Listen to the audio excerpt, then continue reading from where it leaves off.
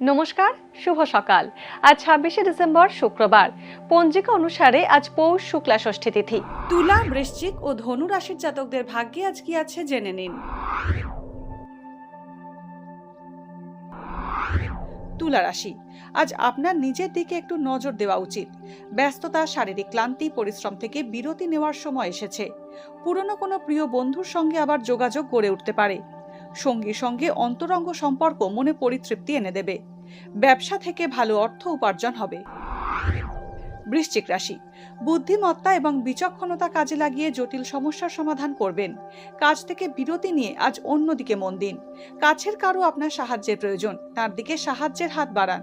ব্যবসা ভালো যাবে। চাকরিজীবীদের কর্মস্থানে কিছু গোলযোগ আসতে পারে। ধনুরাশি, আজ পরিশ্রমের সুফল পাবেন ধনু রাশির জাতকরা।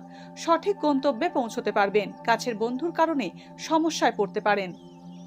কাউকে আজ আর্থিক সাহায্য না করাই ভালো। আজ আপনার দীর্ঘদিনের কোনো মনোবাঞ্ছা পূরণ হতে পারে। আয়ের সঙ্গে ব্যয়ও বাড়বে।